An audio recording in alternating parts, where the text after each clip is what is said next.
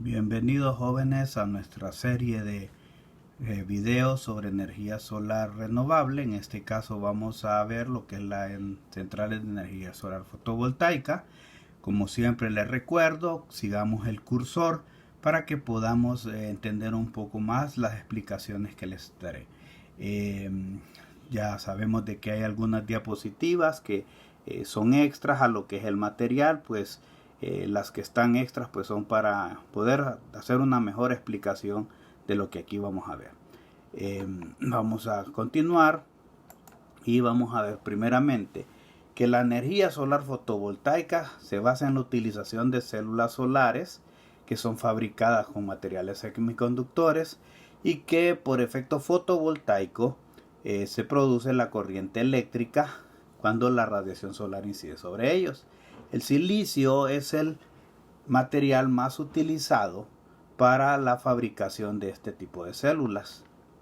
Aquí podemos ver una célula solar, la radiación que incide sobre ella, y ahí en la célula pues se produce la diferencia de potencial y la corriente necesaria para poder aplicar energía eléctrica a las cargas. Una cosa particular de este tipo de energía es que no necesita un medio intermediario para que se convierta la energía de la radiación solar en energía eléctrica, sino que lo hace directamente. Veamos aquí cómo es el efecto fotovoltaico.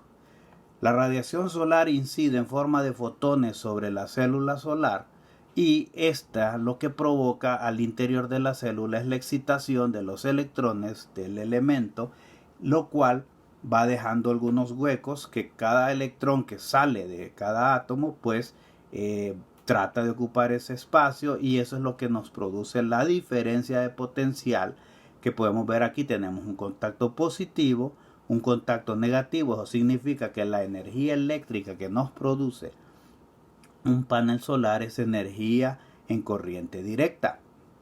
Aquí tenemos también unas rejillas las cuales recogen esa energía y son las que nos dan la facilidad de poder hacer los contactos para poder conectar nuestras cargas. Hay distintas aplicaciones. Por un lado tenemos aplicaciones donde el suministro de energía eléctrica es bastante aislado, o sea, las zonas son muy remotas y por tanto la mejor solución es la energía solar fotovoltaica. Aquí tenemos un sistema pequeño, ¿verdad?, para zonas donde la energía convencional no puede entrar porque habría muchos costos, ¿verdad?, y la demanda de energía en estos lugares pues no es mayor. Representaría pues un desbalance en lo que es demanda con lo que es costos. Bueno, las aplicaciones de la energía solar fotovoltaica vamos a tener también de los sistemas domiciliares. Aquí tenemos un sistema domiciliar un poco más amplio que el anterior, donde vemos que los paneles solares reciben la radiación solar. Viene a un sistema de controlador de carga, tenemos un medidor, tenemos también un inversor que nos permite tener corriente en corriente alterna, energía en corriente alterna. Tenemos baterías, que es un sistema de almacenamiento para que cuando ya es de noche, por ejemplo, ya empiece a trabajar el sistema de almacenamiento porque ya los paneles no nos producen energía. Y tenemos un sistema de monitoreo porque aquí tenemos que ver que los parámetros para los cuales ha sido diseñado el sistema pues se cumplan. Tenemos también una segunda aplicación que es para zonas donde ya la energía que se produce pues se inyecta a la red. Este tipo de instalaciones pues son de alta potencia, como lo podemos ver que ahora existen allá en la zona sur de nuestro país.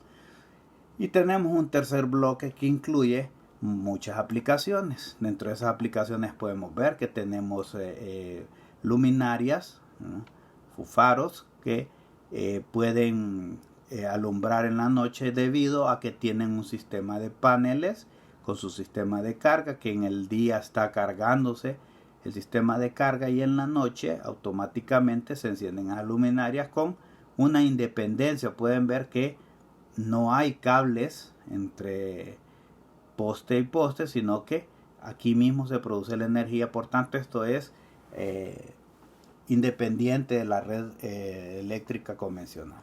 Tenemos pequeñas aplicaciones en calculadoras de bolsillo. Aquí podemos ver el panel que al recibir luz pues tiene energía para trabajar. Tenemos también boyas que utilizan paneles solares para los diferentes equipos que puedan montar. En este caso podrían ser algún tipo de mediciones atmosféricas, meteorológicas. Tenemos también para telecomunicaciones, esto se utilizó en Honduras a inicios de la empresa Digicel, utilizaba paneles solares en sus antenas. Para comunicaciones también tenemos la aplicación en satélites artificiales, y así hay varias. Puede ser también alimentación de automóviles y un sinnúmero de objetos que pueden ser alimentados con energía solar. Okay. Los materiales se pueden clasificar tanto en aislantes, conductores y en semiconductores. Eso se debe más que todo a los electrones en la capa de valencia de los materiales semiconductores de una célula solar fotovoltaica. Vamos a ver cómo es este llamado fenómeno del efecto fotovoltaico. Aquí tenemos para el caso, vean, algunos semiconductores. Por ejemplo, las propiedades eléctricas de conducción de los materiales son determinadas por el número de valencia. ¿A qué se refiere eso? O sea, a la cantidad de electrones que existen en la capa más externa del átomo. En este caso podemos ver aquí el átomo del silicio, que es el material más utilizado para fabricar células solares. Tenemos que el más externo pues, tiene 4. En este caso que tenemos el cobre, que es un muy buen conductor, de los más utilizados, pues solamente tiene un electrón. O sea, si son 4 electrones tendríamos un semiconductor. Si son de 3, 2 o 1 electrón, sería un conductor. Y si en la última capa tenemos más de 4 electrones, vamos a tener un aislante. Y aquí vemos el efecto fotovoltaico. Una vez que incide la radiación solar sobre la célula fotovoltaica, pues hay una excitación de los electrones de la capa externa, lo que provoca que haya una diferencia de potencial y una corriente generada, lo cual nos permite tener cargas en las cuales podamos nosotros utilizar esa energía. Una célula solar típica de monocristalina, que generalmente son de esta forma, aunque hay algunas que también son de manera circular, pero los más comunes son de esta forma. Bueno, en un semiconductor expuesto a la luz, un fotón de energía arranca un electrón, creando a la vez un hueco en el átomo excitado. Normalmente el electrón encuentra rápidamente otro hueco para volver a llenarlo, y la energía proporcionada por el fotón. El principio de una célula fotovoltaica es obligar a los electrones y a los huecos a avanzar hacia un lado opuesto del material en lugar de simplemente recombinarse en él. Así se producirá una diferencia potencial y por lo tanto tensión entre las dos partes del material. Ese es el principio básico del efecto fotovoltaico. Bueno, podemos señalar diferentes subsistemas en los sistemas fotovoltaicos: el subsistema de captación, el subsistema de almacenamiento, el subsistema de regulación y el subsistema convertidor de corriente, que ya vamos a ver de qué se tratan. Vamos a ver, el subsistema de captación está constituido por el panel fotovoltaico. O sea, este es el subsistema de captación. En este caso tenemos un subsistema de una potencia, digamos, grande, porque tiene una gran área de cubierta del techo, ¿verdad? Y estos paneles, ustedes pueden ver que hay varios, pueden variar en su tamaño. O sea, no hay un tamaño a decir fijo para todos, sino que hay diferentes, y esto nos va a determinar también, podría ser la potencia, el voltaje, la corriente. Entre mayor sea, pues podemos obtener mejores prestaciones de los mismos. las superficies pueden ir de 0.5 metros cuadrados a 0.8 metros cuadrados y estos paneles están integrados por diminutas células fotovoltaicas que van conectados en diferentes tipos de conexión, puede ser serie, puede ser paralelo, todo dependiendo de la tensión o la intensidad de la corriente eléctrica que nosotros necesitemos en nuestra aplicación. Veamos cómo van conectados. Aquí tenemos nuevamente la célula solar. Ya habíamos dicho que la radiación incide, se provoca aquí la excitación de los electrones y se produce la energía eléctrica dentro del panel. Ahora, tenemos aquí unos paneles en serie y paneles en paralelo. ¿Qué nos determina que un panel esté en serie? Un panel esté en serie, por ejemplo, ustedes pueden ver aquí tenemos el polo negativo, aquí tenemos positivo y aquí el que se conecta con el positivo de este es el negativo del otro panel. Entonces, cuando tenemos este tipo de conexión, decimos que esto que está aquí está en serie. ¿Qué es lo que nos proporciona el hecho de que esto esté en serie? Pues nos va a proporcionar que vamos a tener, ven ustedes de que cada uno de estos paneles tiene un valor de 12 voltios y al final ustedes pueden ver de que tenemos 24 voltios en el voltaje final. ¿Qué significa esto? Que estos dos voltajes se suman. Si tenemos 12 más 12 sería 24. Lo mismo para cada uno de estos. Ustedes pueden ver que también estos están conectados en serie. Están conectados en serie. Entonces, ambos nos dan 24 voltios. Ahora, ¿qué sucede con la corriente? Ustedes pueden ver que la corriente es la misma que pasa por aquí. La corriente es la misma que pasa por aquí. Entonces, ¿qué nos dice la ley de Kirchhoff para los voltajes? Que si tenemos dos fuentes de voltaje en serie, el voltaje final va a ser la suma de los dos voltajes. O sea, tenemos 12 más 12, entonces nos da 24. Lo mismo vamos a tener aquí, 24 aquí y 24 acá. Ahora, la ley de Kirchhoff para las corrientes nos dice que la suma de las corrientes que llegan a un nodo lo vamos a decir como la unión, una unión que tenemos aquí, va a ser igual a la suma de las corrientes. Por eso vamos a tener aquí, si aquí tenemos 10 amperios, ven que cada arreglo tiene en serie, tiene 10 amperios de corriente. Entonces cuando llegamos aquí ven que 10 más 10 más 10 serían 30 amperios. O sea, aquí tenemos que cuando es una conexión en serie, vamos a tener una ganancia en el voltaje, o sea, se van a sumar los voltajes. Y cuando tenemos los arreglos en paralelo, vamos a ver que el voltaje es el mismo, pero lo que aumenta es la corriente. Entonces, ¿qué significa? Que la potencia, de acuerdo a nuestras necesidades, la podemos aumentar, ya sea conectando en serie o en paralelo, dependiendo de la variable que queremos mejorar. Porque potencia es voltaje por corriente, o sea que sería la potencia en este caso sería 24 por 30, entonces ahí tendríamos la potencia en watt. Okay. Veamos en su sistema de almacenamiento. Como ustedes pueden ver aquí, en su sistema de almacenamiento almacena energía en bancos de baterías. Puede ser una batería dependiendo si el sistema es muy pequeño, pero en este caso tenemos un banco de baterías. Podemos ver por ejemplo aquí que tenemos conexiones en serie, porque tenemos positivo con negativo, positivo con negativo y así. Y podríamos también tener aquí en este caso conexiones en paralelo, dependiendo también de las condiciones del sistema. Las baterías, en este caso vemos aquí unas baterías muy diferentes a esta, pues estas son baterías de litio que son bastante eficientes pero son bastante caras, pero esto ya es para aplicaciones de mayor precisión, aplicaciones donde se necesitan unos valores bastante constantes.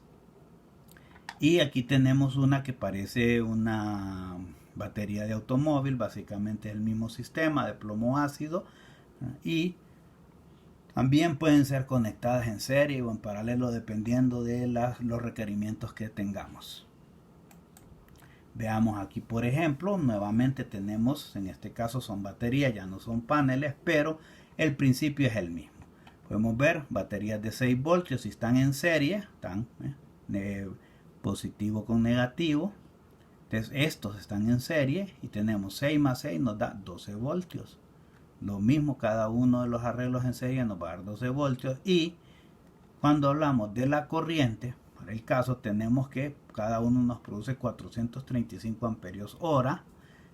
¿Qué sucede? Que la suma de esas corrientes, como están en paralelo, va a ser 1305 amperios hora. El sistema de regulación. El sistema de regulación tiene la función de regular el voltaje y la corriente que nos llega desde los paneles hacia el sistema de almacenamiento, que son las baterías. También el regulador tiene la función de que no nos deje pasar energía cuando el sol ya no hace funcionar los paneles, o sea, por ejemplo en la noche, que ya necesitamos el sistema de almacenamiento para obtener energía. Entonces no permite que pase energía del sistema de almacenamiento al sistema de captación, que son los paneles. Y este regula todas las variables que necesitamos para que el sistema funcione correctamente. Tenemos el subsistema convertidor, que es un sistema que se encarga de adaptar la corriente que viene en corriente directa del panel o del banco de baterías a corriente alterna. Para el caso aquí tenemos el positivo, que siempre está en rojo, el negativo, y aquí ya tenemos tomas para corriente alterna. No sé si se ve bien, pero aquí podemos ver la forma sinusoidal de la onda que produce el convertidor, o otros también le llaman, aparte del convertidor, también le llaman inversor. Okay, aquí tenemos ya el sistema completo. Tenemos el subsistema de captación, que son los paneles, su sistema de regulación, el subsistema de el inversor que hablamos, ¿verdad? El convertidor. Tenemos los consumos, que estos son consumos en corriente alterna, ¿no? Y aquí tenemos consumos en corriente continua o directa, que pueden ser de iluminación, y tenemos el sistema de las baterías. Este es un sistema pequeño, como les había dicho, pero aquí tenemos un sistema más grande. El principio es el mismo, la única diferencia que hay aquí es que estos sistemas, y al tener mayor capacidad, pues en momentos en que no se necesita tanta energía, pues alguna energía excedente puede ser inyectada a la red eléctrica. Okay. Podemos clasificar dependiendo de las características comunes que tienen las diferentes centrales fotovoltaicas. Las podemos clasificar en la siguiente: instalaciones con aprovechamiento de estructura, planta fotovoltaica y huerta solar. Aquí tenemos, por ejemplo, aprovechamiento de estructura. Veamos, por ejemplo, aquí tenemos un porche, por así decir, como nosotros le llamamos, donde podemos utilizar la estructura del techo para colocar los paneles, la estructura de las paredes. Algunos edificios incluso tienen sobre las terrazas, pueden ir en voladizo, ¿no? O sea, donde pueda haber una buena captación de radiación solar, podemos integrar estos elementos a estructuras arquitectónicas. Tenemos las plantas fotovoltaicas, estas pueden ser estáticas o con seguidores a 1 o 2 ejes. Ya vamos a hablar a qué se refiere con esto de los seguidores.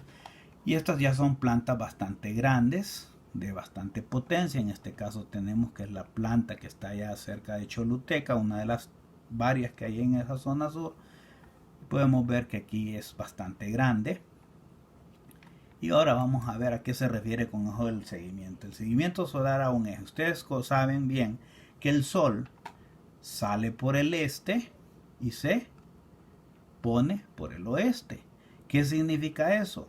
de que si nosotros tenemos un panel en posición fija, pues vamos a tener una mejor captación de radiación solar cuando el sol está lo más perpendicular a ellos. Pero si el sol está por aquí, vamos a tener que la incidencia de estos rayos,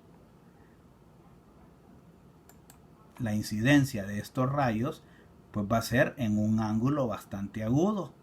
Entonces eso merma la capacidad del panel de producir energía. Entonces, por tanto, en algunos lugares donde, digamos, por ejemplo, lugares muy al norte o muy al sur, que la radiación solar normalmente llega con estos valores, pues tendríamos necesidad de colocar este tipo de seguimientos para darle mayor eficiencia al panel. Entonces, en la medida que el sol se va moviendo en la bóveda celeste, vamos a ir viendo de que el panel solar va a producir energía con diferentes intensidades. Y esto se debe a el ángulo que hay con respecto a los rayos solares. Recordemos aquella diapositiva anterior donde mirábamos los mecanismos de la radiación solar, que era la radiación reflejada, la radiación difusa, la radiación directa. Vemos que había un ángulo con respecto a la altura solar. Entonces tenemos que orientar bien el panel. Por tanto, en esos momentos, por ejemplo, aquí en nuestro país es más latente eso cuando sale o se pone el sol. Entonces tendríamos que tener un seguimiento en este sentido.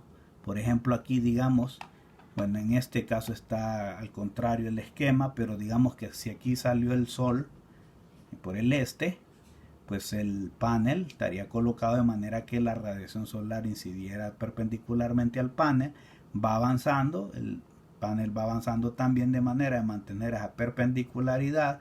Ya al mediodía, por ejemplo, estaríamos aquí, y por la tarde va bajando hasta que el panel se coloca acá. En unos sistemas, pues esto al día siguiente regresa a esta posición y vuelve a hacer el movimiento. Este es en un movimiento solar a un solo eje. Cuando nos referimos a un movimiento solar a dos ejes, recordemos que según la estación en el año que tengamos, podemos tener el sol más inclinado hacia el horizonte o más sobre nuestras cabezas. ¿Qué significa eso? Que si nosotros estamos aquí, tenemos aquí nuestro panel, vamos a recibir con un ángulo de incidencia diferente la radiación solar. Entonces también hay aparatos que siguen el movimiento, ¿verdad?, del este al oeste y el movimiento norte-sur, que en este caso es este movimiento, como les digo, que se da con las estaciones. Entonces tendríamos que tener ambos movimientos, por eso se llama a dos ejes. También hay otros ejes que se utilizan en otro tipo de sistemas, como ejes azimutales, polares, que también pueden tener su seguimiento de acuerdo a las necesidades, o por ejemplo en los sistemas de seguimiento del sol para las plantas solares térmicas de alta temperatura de torre, pues cada espejo se mueve conforme a la necesidad de concentrar el rayo solar en cierta dirección. Veamos las ventajas del seguimiento solar. Tenemos aquí el área gris, pues es de una instalación fija. Vemos que en la medida que va avanzando las horas del día, pues tenemos este comportamiento en la producción de energía. Ahora, si tenemos un seguimiento a dos ejes, vemos que es más eficiente. Y podemos ver aquí, según la gráfica, ¿verdad?, cómo puede bajar el rendimiento en la producción de energía. Tenemos la huerta solar. Estas huertas solares generalmente pues son de potencia, cada arreglo tiene una potencia de 5 kilowatts, aproximada una potencia máxima. Pueden variar. ¿Por qué se le llama huerta? Porque generalmente pueden ser sistemas que se pueden utilizar en lugares donde pueden haber algún tipo de aplicación agrícola, ¿verdad? Y ahí el término de huerta, ¿no?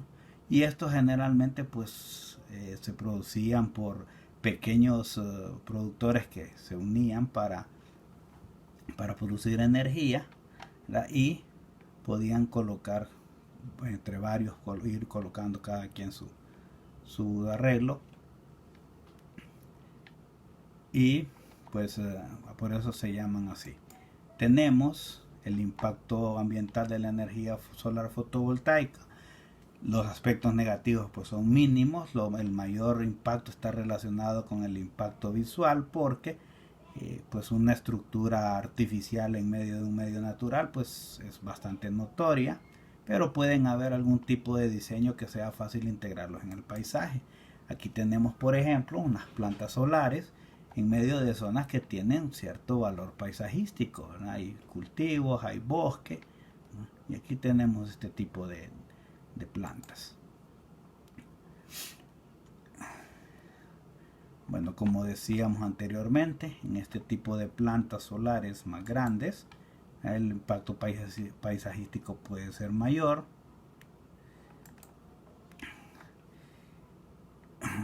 Lo más importante de este tipo de plantas es que las emisiones durante ya el proceso de producción de energía pues son nulas. Solamente lo que se pueda emitir durante la fabricación de los equipos es lo que podríamos decir que sería el impacto de las emisiones.